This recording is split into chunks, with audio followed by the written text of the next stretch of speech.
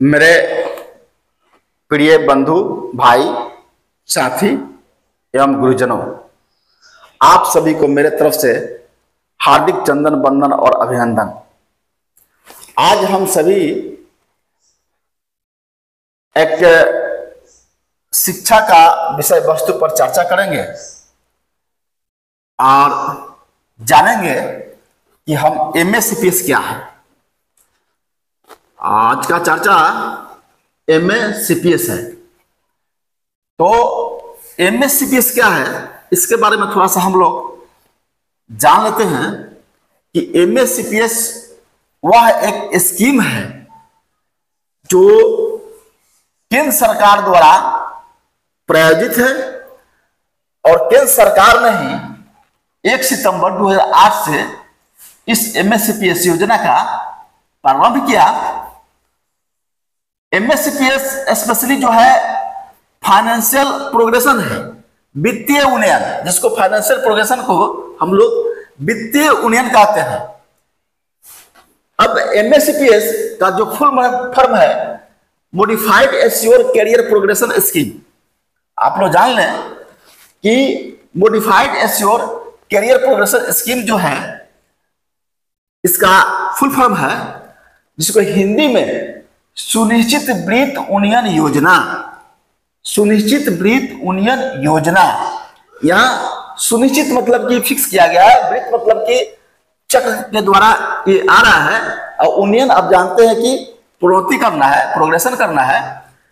तो ये हम जानते हैं कि सुनिश्चित वृत्त उन्नयन योजना जो है modified assure career progression scheme है, जो हम इसके बारे में आज चर्चा करेंगे।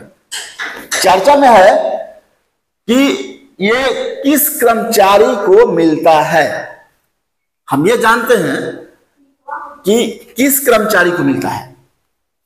दूसरा पॉइंट है इसका नियम क्या है। तीसरा पॉइंट क्या है, पात्रता क्या है।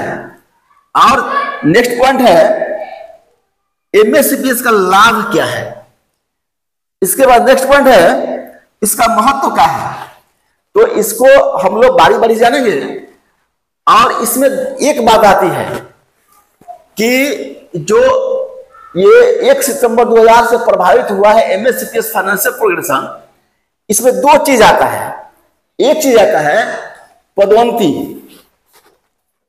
एक चीज आता है यहाँ है पदोन्नति, और दूसरा है प्रोन्नति। तो एमएसीपीएस ये पदोन्नति नहीं है।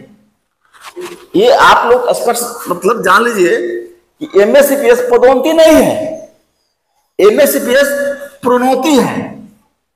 ये प्रोन्नति यानी कि आपका जो फाइनेंशियल प्रोग्रेशन होगा उसके लिए है। आपका पद में इधर उधर नहीं होगा, आप जिस पद पर है उसी पद पर रहेंगे, पदोन्नति नहीं होगा, केवल प्रोन्नति होगा।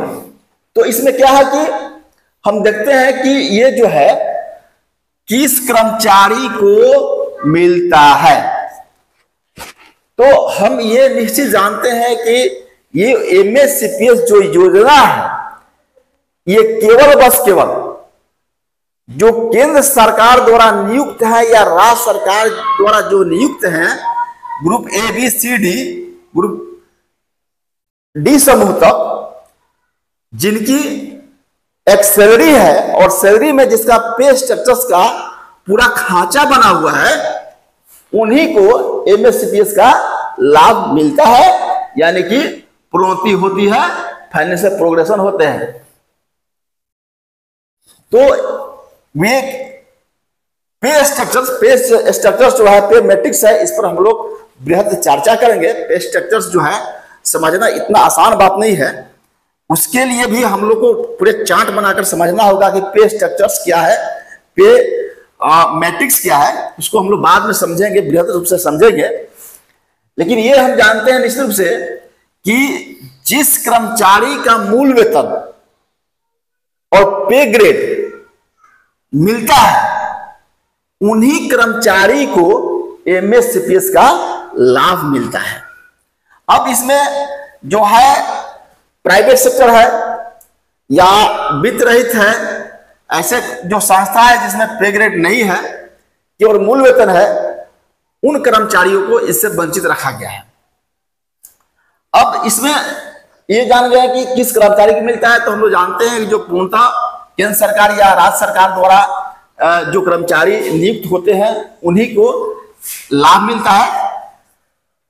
अब दूसरा पॉइंट क्या है कि नियम क्या है, तो नियम यह है जो केंद्र सरकार का कर्मचारी हो या किसी राज्य सरकार का कर्मचारी हो, जिनके उसी पद पर लगातार कोई प्रमोशन नहीं हुआ हो और लगातार उस पद पर बने हुए हैं और सरकार का जो काम है वो कर रहे हैं, अपना सैलरी उठा रहे हैं और उनको कोई लाभ नहीं मिला है, तो उस स्थिति में जो अपना उनका सेवा, जो नियम क्या है, उनका सेवा 10 साल पूर्ण हो जाती है, उन्हीं को ये एमएससीपीएस का लाभ मिलता है।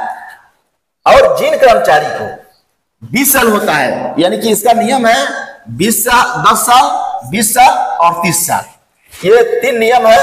जो कर्मचारी, मान लीजिए कि कोई कर्मचारी 1800 का मूल वेतन है, पे ग्रेड है, 1800 का पे ग्रेड है, और या 1900 का पे ग्रेड है, या 2000 का पे ग्रेड है, या 2200, 2400, 2800 जो पे ग्रेड है उस पर काम कर रहा है। मान लीजिए कोई कर्मचारी 10 साल तक लगातार 1800 पे ग्रेड पर वे काम कर रहे हैं, उनको कोई उन्हें लाभ नहीं मिला है, तो उस कर्मचारी को अगले पे ग्रेड में प्रमोशन दिया जाता है एक वेतन वृद्धि के साथ, यानी कि एक इंक्रीमेंट प्लस पे ग्रेड, अगला पे ग्रेड।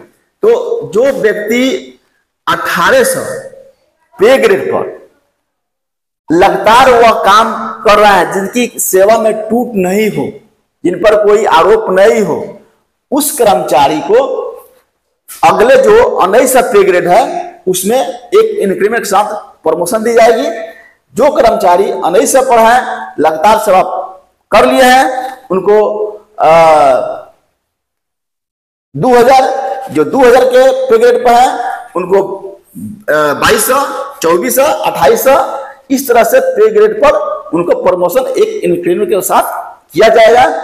और उस साथ ही जो कर्मचारी लगातार 10 साल काम किया, एक उनका एमएससीपीएस का लाभ लिए, और दूसरा जो 20 साल पूरा कर दिया और 10 से 20 साल के बीच में कोई उनको उन्नयन लाभ नहीं हुआ, फाइनेंशियल प्रोग्रेशन नहीं हुआ है, उस कर्मचारी को फिर मान लीजिए कि वह व्यक्ति 2000 पर है, 10 साल काम किया और अगला पे ग्रेड है उनको 2400 में चला गया, फिर वही कर्मचारी लगातार 20 साल काम किए और उनको कोई उन्हें लाभ नहीं मिला, कोई फाइनेंशियल प्रोग्रेशन नहीं हुआ, उनको 2400 पर ले गया गया।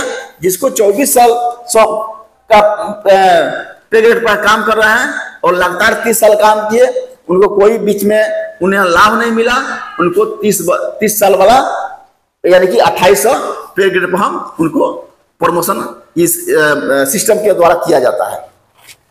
तो ये नियम है कि नियम क्या है कि 10 साल, 20 साल, 30 साल। इसके पहले कुछ राज्यों ने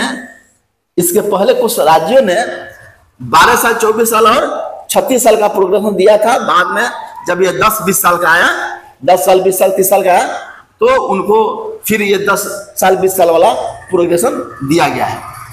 अब हम बात करते हैं पात्र कौन है। तो पात्र वही है जो केंद्र सरकार या राज्य सरकार का जो निश्चित वेतनधारी कर्मचारी हैं, जिनका पे ग्रेड और मूल वेतन, बेसिक पे और पे ग्रेड जिनको मिलता है, उन्हीं कर्मचारियों पर ये लागू होता है, वही पात्र होते हैं। और जिनकी सेवा में टूट नहीं हो, जिनकी सेवा ब्रेक नहीं किया हो, उन्हीं कर्मचारी को मिलते हैं और वही पात्र होते हैं।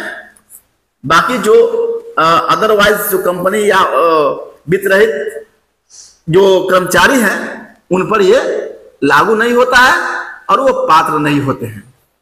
अब अगला क्या, इसका लाभ क्या है? तो लाभ ये है कि जो कर्मचारी लगातार अपना सेवा दे रहा है, उनका जो पे ग्रेड है बढ़ता है और उनके जो सैलरी है, सैलरी में इजाफा होता है, बढ़ता है। अब अगला क्या है कि महत्व, इसका महत्व क्या है? तो महत्व निश्चित रूप से आप जान लीजिए, जो कर्मचारी लगातार किसी पद पर बने हुए हैं, सेवा दे रहे हैं, और जो सेवा देते रहते एक प्रकार का उदासीनता छा जाती है, उसी उदासीनता को दूर करने के लिए, उनके मनोबल को बढ़ाने के लिए जो व्यक्ति हीन भावना से ग्रसित हैं, इससे ऊपर उठकर मनोयोग, कर्मठता और नई ताजगी के साथ फिर वह काम करते हैं, क्योंकि उनका जो फाइनेंशियल जो क्राइसिस था वह धीरे धीरे खत्म हुआ और वह अपने आप को खुशहाल महसूस कर रहे हैं। इस स्थिति में जो भी केंद्र सरकार या राज्य सरकार के कर्मचारी होते हैं, वह सरकार के कार्यों में अच्छे से योगदान देते हैं। तो ये लाभ है कि देश की उन्नति होगा। जो कर्मचारी मनोयोग से काम करेंगे, हीन भाव से ग्रसित नहीं होंगे, वो कर्मचारी कर्मठता के साथ, कुशलता के साथ, नई ताजगी के साथ काम करेंगे और देश का विकास में सहयोग होगा। तो ये एमएससीपीएस है। हम एमएससीपीएस के बारे में समझ गए, modified assure career progression scheme. इसको बृहद रूप से नेक्स्ट टाइम जो भी वीडियो बनेगा, हम इसको part wise, part 1, part 2, part 3 wise इसमें हम वीडियो बनाएंगे। 1, 2, 3 पार्ट, ज्यादा ज्यादा 3 पार्ट वीडियो बनेगा। जो भी केंद्र सरकार का जो नियम है एमएससीपीएस का, या राज्य सरकार द्वारा एमएससीपीएस का जो लाभ है उसमें क्या है, उसको हम लोग बखूबी देखेंगे। ये सिंपली हम लोग ये जान गए कि एमएससीपीएस क्या है, modified assure career progression scheme. तो इसी के साथ मैं अपने वाणी को विराम देता है। जय साथी।